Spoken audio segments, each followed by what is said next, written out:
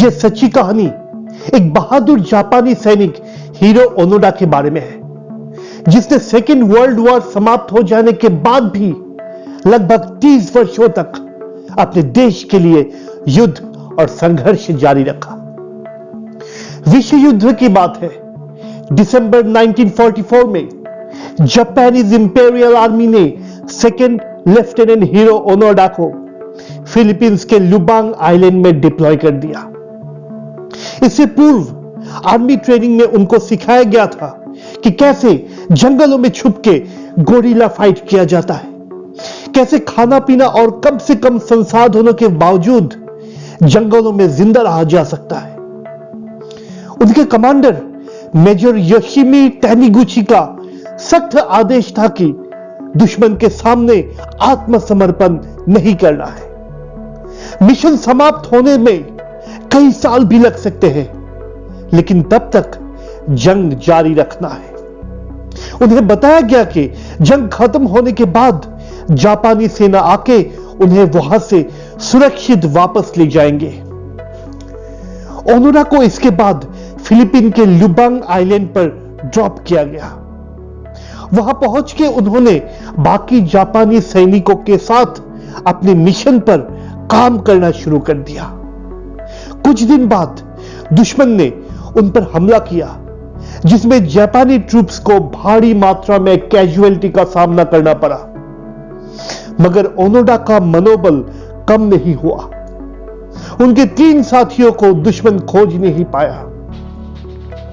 भोजन की कमी की वजह से चारों को जंगली खाद्य पदार्थों पर निर्भर रहना पड़ा। ओनोडा की कमांड में उनके साथी कई महीनों तक गोरिल्ला फाइट करते रहे और दुश्मन को मारते रहे। और वहां पर क्या हुआ? 1945 को हिरोशिमा और नागासाकी में एटम बम मारा गया और जापान में आत्मसमर्पण कर दिया। The deadliest war in human history came to its dramatic conclusion. कुछ लोगों ने ओनोडा को बताया वॉर समाप्त हो चुका है, इसमें जापान की हार हो चुकी है, लेकिन ओनोडा और उनके टीम ने सोचा कि यह दुश्मनों की एक चाल है, जिसके जरिए दुश्मन उनको जंगल से बाहर निकालना चाहते हैं। ओनोडा और उसके सहयोगियों ने अपना संघर्ष जारी रखा। जिंदगी गुजारने के लिए वो गांव वालों को कभी कभी लूटते थे और कभी कभी मार भी देते थे। जंगलों में छिपकर वो दुश्मनों को तहस नहस कर देते। एक बार गांव वालों ने मिलकर सरकार से सहायता मांगी। यूएस मिलिट्री और जापानी सेना ने मिलकर विमान से पूरे जंगल में पर्चे फेंकवाए गए। इन पर्चों में लिखा था कि विश्व युद्ध समाप्त हो चुका है और अब वो सब सरेंडर करके अपने देश जा सकते हैं। पर्चों में यह भी लिखा गया था कि यह आदेश जनरल याशिमाटा ने जारी किया है। ओनोडा और उसके ब्रिगेड विश्वास नहीं कर पा रहा था कि जापान परास्त हो गया है। उनका आत्मविश्वास था कि जापान जीतेगा और जापानी सैनिक उन्हें लेने वहां जरूर आएंगे। ओनोडा को विश्वास था यह सब दुश्मनों की एक चाल है, इसलिए ओनोडा ने सभी लीफलेट्स को जलाकर राख कर दिया ताकि उनका मनोबल ना टूट पाए। इसके बाद और ज्यादा पर्चे बिखरे गए।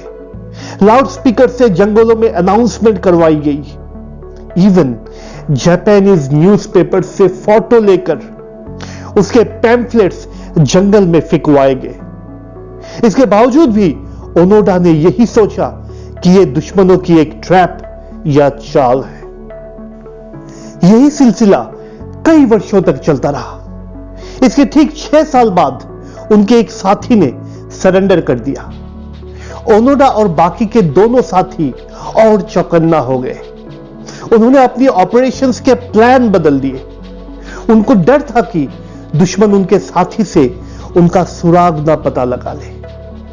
इसके 5 साल बाद एक और साथी को मार दिया गया। अब सिर्फ 2 सैनिक ही जिंदा थे। उन दोनों ने अगले 17 वर्ष जंगल में बिताए। उन दोनों को अभी भी पूरा यकीन था कि विश्व युद्ध अभी भी समाप्त नहीं हुआ है। उनका एक ही लक्ष्य था कि हमें जिंदा रहना है और जापानी सैनिक के आने तक या उनके अगले ऑर्डर तक इंतजार करना है। 27 साल बाद अक्टूबर 1972 में ओनोडा के आखिरी बचे साथी कोजुका को भी फिलीपीन सैनिकों ने मार गिराया। उनकी मृत शरीर को जब जापान भेजी गई तो जापानी सेना को यह एहसास हुआ कि ओनोडा अभी भी जिंदा है।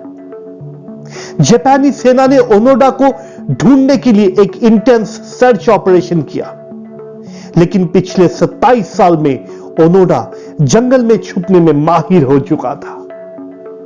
सर्च पार्टी उसे ढूंढने में नाकामयाब रहा।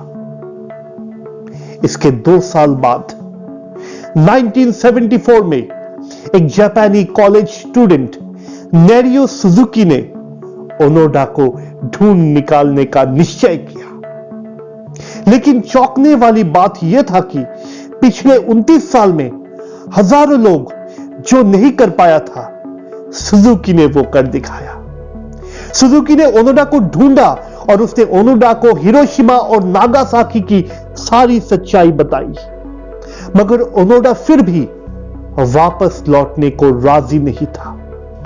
ओनोडा जानता था कि पिछले 30 सालों से उसने जितने सैनिक और गांव वालों को मारा, इसलिए उन्हें इतनी आसानी से नहीं छोड़ा जाएगा। निराश सुजुकी वापस जापान लौट आया और सारी बात सेना को बता दी। पूरे जापान में यह बात आग की तरह फैल गया। तब तक जापानियों ने ओनोडा को एक हीरो का दर्जा दे चुका था। सेना ने उसके तत्कालीन कमांडर याशिमाटा, जो अब रिटायर हो चुके थे और एक बुक स्टोर में काम कर रहे थे, उन्हें साथ लिया और फिलीपीन के उस आइलैंड पर चले गए। वहां जाकर ओनोडा को उसके कमांडर ने समझाया कि युद्ध समाप्त हो गया है और अब वो निश्चित होकर घर वापस लौट सकता है। जब ओनोडा ने अपने कमांडर से मिला तब he was in complete shock. He had lost almost 30 years. यह बात ओनोडा के इमेजिनेशन से बाहर था कि जापान ने शहरों में करीब 5 लाख नागरिकों की जान गंवाने के बाद सरेंडर कर दिया। धीरे धीरे ओनोडा ने अपने आप को संभाला। वो समझ गया था कि जंगल में रहने का दिन अब पूरे हो चुके हैं। 10 मार्च 1975 को 52 इयर्स के ओनोडा अपनी उसी जापानी वर्दी में जंगल से 30 वर्षों के बाद बाहर निकल आया और तत्कालीन फिलीपीन राष्ट्रपति को अपनी तलवार सौंपते हुए आत्मसमर्पण कर दिया। राष्ट्रपति ने उसके गुनाहों को यह कहते हुए माफ कर दिया कि उसे लगता था कि वो अभी भी युद्ध लड़ रहा था। ओनोडा को जापान लौटने पर एक हीरो के रूप में स्वीकारा गया और मिलिट्री सम्मान दिया गया। उसके पराक्रम, त्याग, देश प्रेम, कर्मनिष्ठा और 30 वर्षों का संघर्षपूर्ण जीवन जीने के लिए उसे 30 इयर्स का सैलरी भी दे दिया गया। हालांकि जब यह जापान लौटा तब तक जापान पूरी तरह से बदल चुका था। यह बदला हुआ जापान, जो साइंस, टेक्नोलॉजी, इनोवेशन, एजुकेशन में अब विश्व की बड़ी ताकत था, ओनोडा को वो अच्छा नहीं लगा, क्योंकि जिस पुरानी संस्कृति को वो जानता था, यह जापान में कहीं खो गई थी। वो आगे का जीवन जीने के लिए ब्राजील के छोटे गांव में चला गया और वहीं पर घर बसा लिया। 1996 में फिलीपीन के उसी आइलैंड पर जाकर ओनोडा वहां के लोगों को अपनी सेविंग्स में से $10,000 का दान कर दिया। इसके बाद ओनोडा ने अपनी एक डॉक्यूमेंट्री भी रिलीज की जिसका नाम है नो सरेंडर, माई 30-year वॉर। 17 जनवरी 2014 को 91 वर्ष की उम्र में इस महान योद्धा का देहांत हो गया। ओनोडा की इस कहानी से हमने क्या सीखा? जिंदगी में कुछ लोग ऐसे हैं जो अपने सुख चैन को छोड़ नहीं सकते, चाहे उसके लिए उन्हें अपनी जिंदगी के चरम लक्ष्य को भी छोड़ना ही क्यों ना पड़े। और इधर ओनोडा को देखिए, अपने जिंदगी के 30 साल उन्होंने अपने कमांडर के एक ऑर्डर के लिए जंगलों में गंवा दिया। देश के लिए इतनी आत्मत्याग शायद ही आपने कहीं सुना होगा। क्या हम अपने जिंदगी के चरम लक्ष्य को प्राप्त करने के लिए इतने तत्पर हैं? क्या हम में ओनोडा जैसे आत्मत्याग की भावना है? क्या हम निर्लिप्त हैं?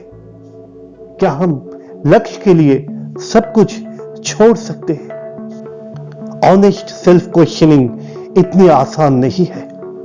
इसके लिए अपने आप को सिंपल सा सवाल पूछना पड़ता है, लेकिन उनका जवाब भी उतने ही कठिन होता है।